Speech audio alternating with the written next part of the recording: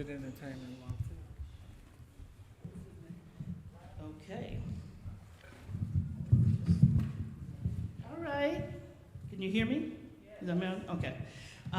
Good afternoon. Thank you all for being here. I am Maida McNeil, one of the co-founders of HoneyPotPerformance and the Chicago Black Social Culture Map, which is one of our ongoing initiatives and projects.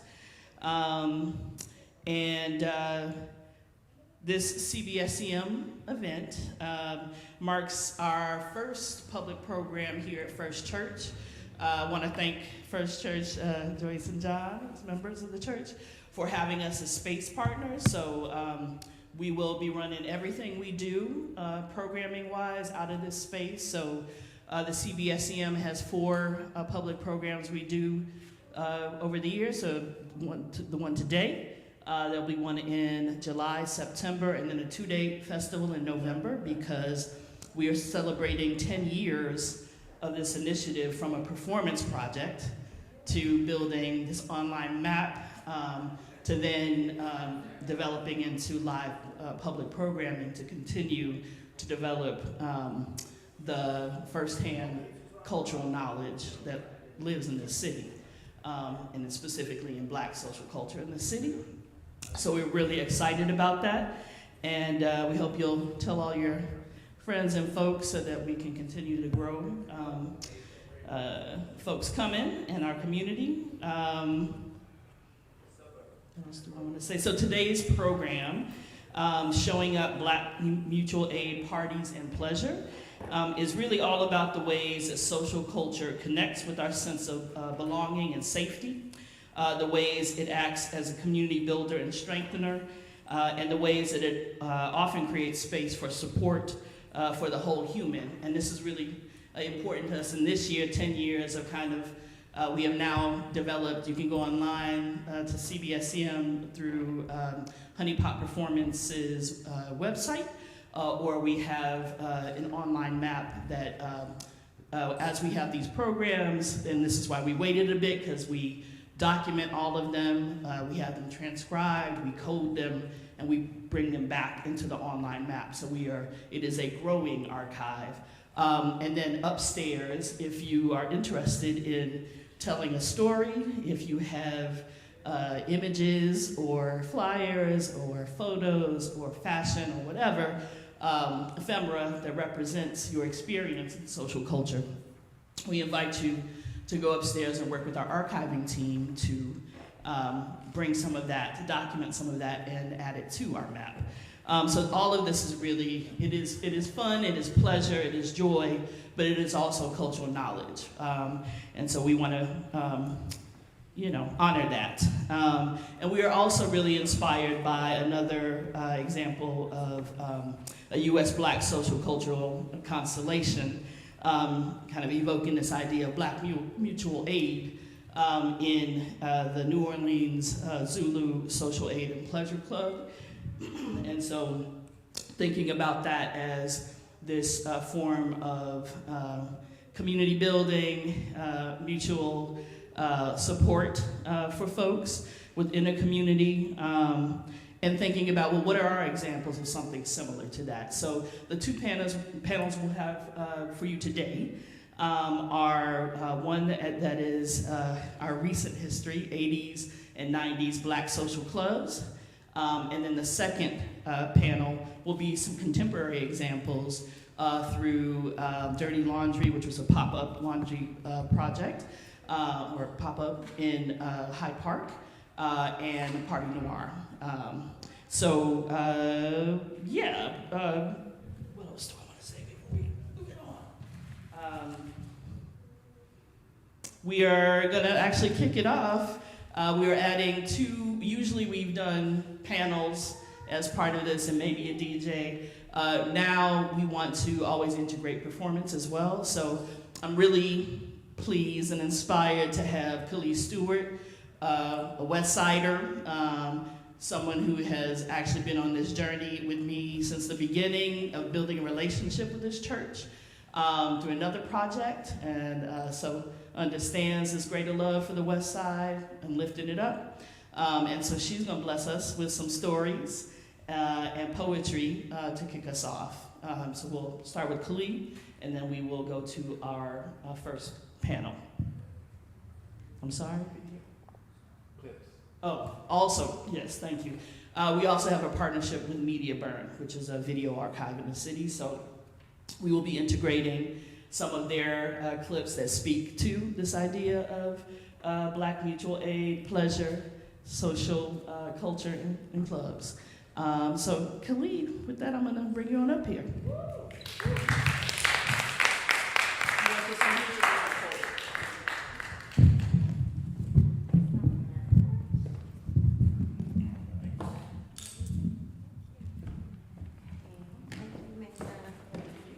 Hi, how are y'all doing today? I just want to say, I like how y'all got that pre-COVID picture up of me. I was like, who's that woman? Sauce. Well, thank you all so much. And I just want to start off by thanking HoneyPot for being here, doing this work. And it's a great honor to be here as you all launch your residency in this space to continue the work that you've been doing over the last decade. Yes. So I'm just gonna talk a little shit, tell a little stories. I know it's a church, but it's not a church today, right? But it's always a church because where two or more are gathered. I'm gonna just read a little bit from my book, Small Altars. What you should know about this book. Well, maybe what you should know about me, I'll tell you. I went to high school right down the street at Providence St. Mel, so I feel like the soil that we're standing on right now for me means a lot.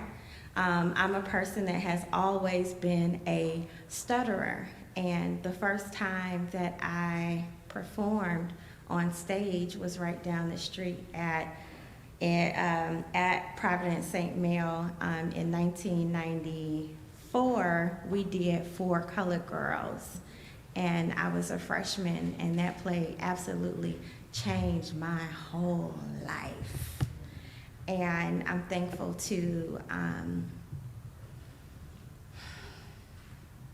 sit in literary sisterhood with so many that have gone before, and to tell the stories that I tell. So, Small Altars. This book took 20 years to write. And as a Black mother, from the time that my oldest was a baby to the time that he turned 21 is the time that it took to write this book. So, I was telling Andrea that the title of the book, Small Altars, really came from my grandfather, who was a cigar smoker. Anybody had a cigar smoker in their life? And all right. And what I know it's not good, but it's whatever. What I loved about the smell of it was the boxes that they came in, those cedar boxes. And I would collect and gather all of my treasures and sacred objects in those boxes, you know, pebbles and notes from my homegirls left in my desk, and like those little perfume samples that my grandmother and my aunts used to give, any kind of like discarded lipstick I found in the trash. Fuchsia was the color in the 80s. And I would take a little Q-tip and just put that on my lips. And so I would like to think that there's a little bit of altar making in this book. So I'll start off with a poem about double dutch. It's called Jump In, Jump Out, Jump Side to Side, Jump On, Jump In, Jump Out. All right. When Dee Dee jumps double dutch, the whole ground shakes, like she got bass in her feet from a box Chevy's trunk. Lean brown legs, scarlet and cocoa buttered, are pushed into size 10s, pushed into size 10s, pushed into white girls, worn down at the soles. She got legs bowed like wishbones, centered between the tight white lips of the double duchess's mouth, fast talking up liquor bottle glass and circulating looks from people who want this parking space. When Dee Dee jumps double dutch, have to sing the whole song twice like church choir. Cement curb lined with rolling eye girls waiting for their turn, back and forth rocking, jiggling mosquito bit breast.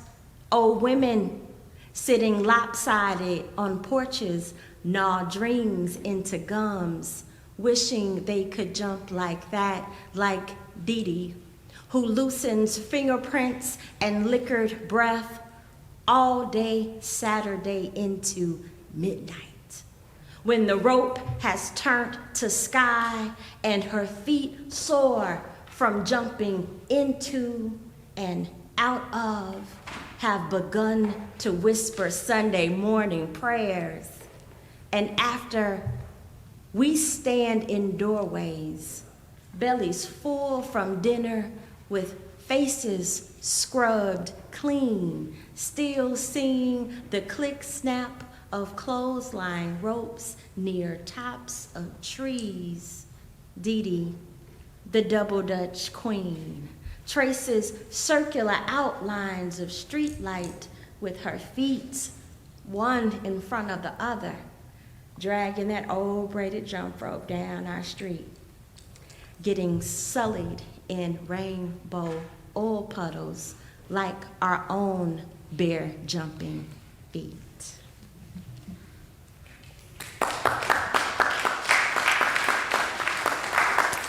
Thank you so much. You know, just to talk a little bit about that, you know, everybody knows somebody that could jump the hell up out some double dutch, right? And then as we get older and bear witness to one another in a different kind of way, you learn the stories and the testimonies of what they were jumping for, all of what they carried with them. So, in thinking about honoring, you know, the social, the cultural, the circles, the sisterhood, I always think about that poem.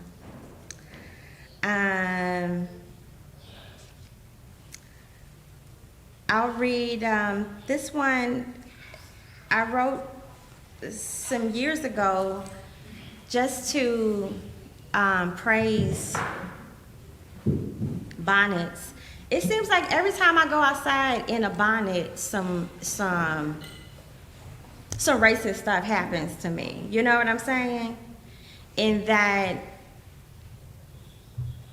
I was once at a yard sale in the suburbs, and I'm a fan of a yard sale. I'm a fan of secondhand. And it was at a church. And I was there purchasing my items.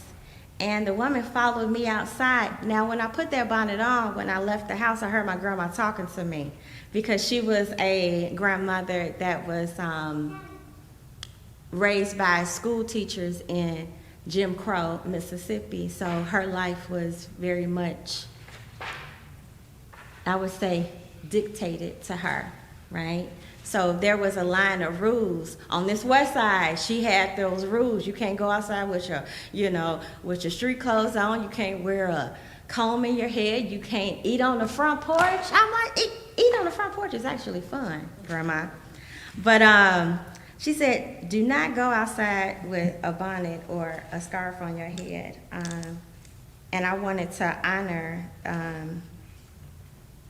a little bit of the history of that in my own life. This is called Ode to a Black Satin Bonnet.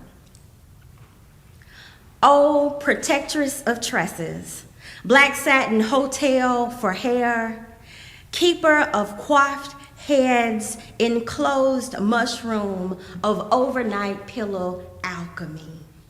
You hair setter, you fortified fortress, safe house of tendril and fibril, soldier of silk cap and quick weave, wind buffer, pseudo-tam, shape-shifting on a black girl's head, magician's white cloak, miracle of hair geometry and good sleep, tale teller, griot of good hair, divine prophetess of holy trinity edges, kitchen, baby hair, oracular roller set orb, soothsayer, lock layer, bundle slayer, lynx executioner, how you anchor cornrows, spiral curls, and roller sets, night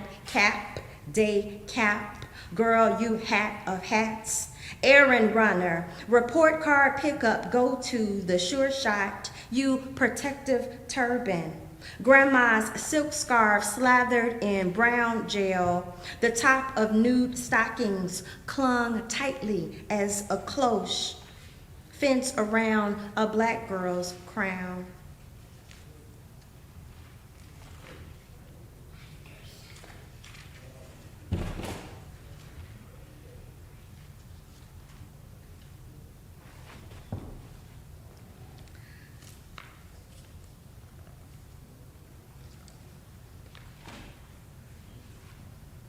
This is called Meditation for Poor Mothers. Get you some weed from the boy off Mayfield who favors your son. Answer their questions with your own field holler. In your hand, it smells cosmic, like your womb. The wolf smell of your second born, feral outside smell of germination. You paid the water bill enough to keep it on. Slather $15 EBT coconut oil on all of your untouched parts. When the kids are grown, you will be supple as Cicely Tyson. Some days you feel like a pimp, sometimes a hoe, sometimes a goddess. Sometimes you play songs for lost lovers and have 1978 Eddie Levert thrust into your shower body rolls. Sometimes you roll yourself out into the Soul Train dance floor. Sometimes in the hot shower, you are the sea. Sometimes you're the wave. Sometimes you ride the wave until you leave the sea and you back in your bathroom. The exhaust fan spinning your weed smoke and realizing, girl, sometimes you plant yourself so deep, you must be a seed.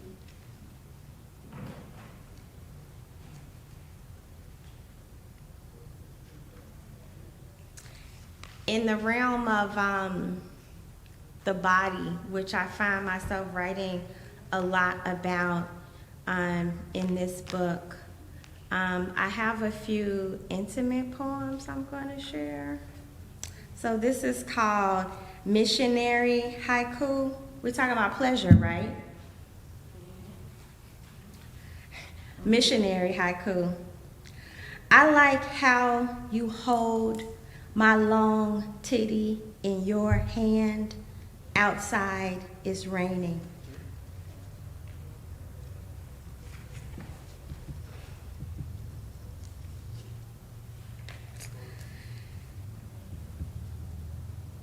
You know, sometimes I dip down a Facebook rabbit hole researching people I don't know.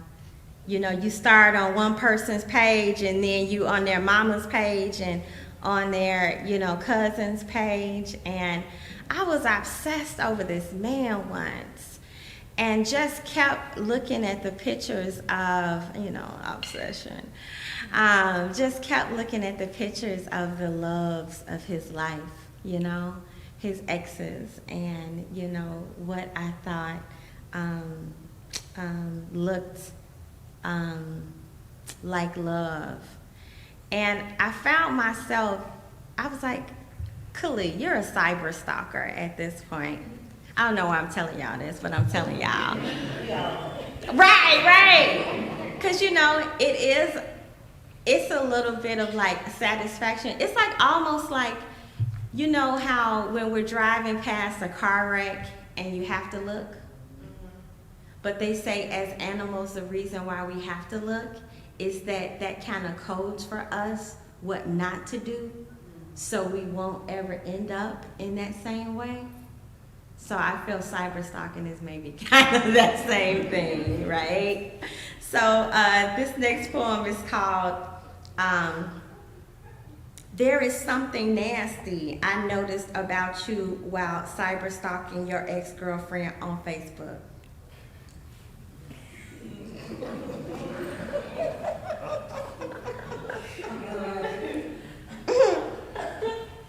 It's a true story.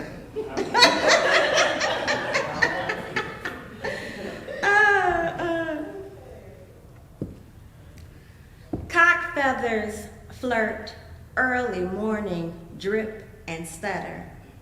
I mirror corn-fed thighs, compare her tender. Eyes like a Shih Tzu's, weepy, half-hidden, but sturdy enough to suggest she might lick your leg upon arrival or give you a good lay before dinner for the hell of it, and not clamor at the thing cold at her midnight back, and then again moving toward mouth at 3 a.m. where drool has pooled since my childhood.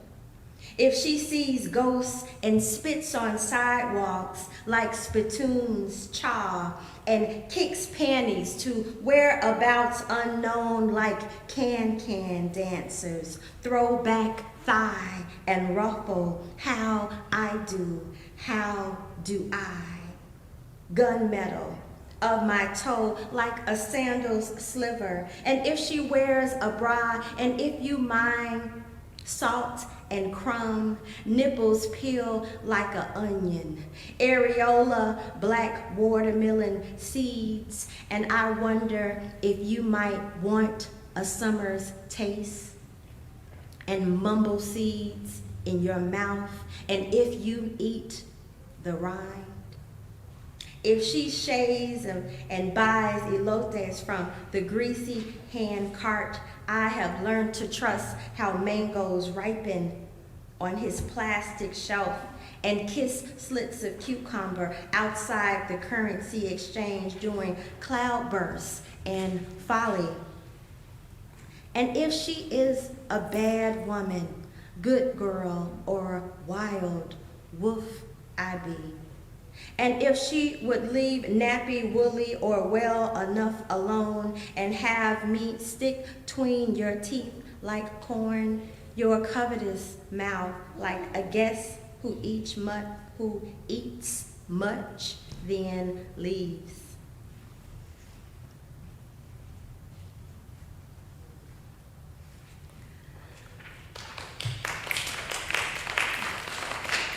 Thank y'all for being here with me. The next poem that I'm gonna read, I'm always watching Animal Planet. Do y'all like Animal Planet?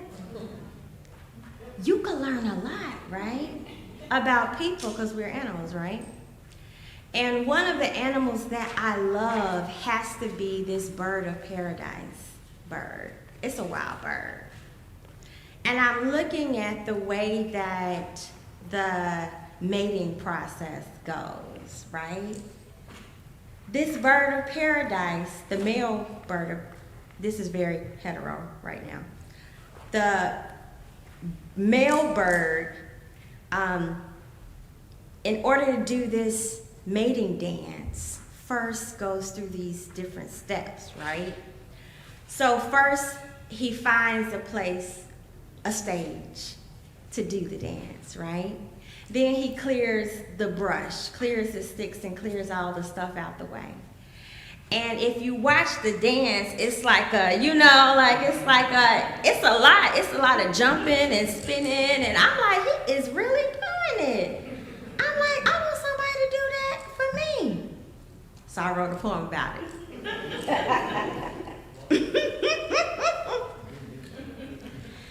And I thought too about, it's two things. The epigraph for this poem is a quote from The Wiz, from Eveline. Eveline says during one of her songs, she said, if we're gonna be buddies, you better bone up on the rules. So this is called Revival, and I wrote it to a potential lover.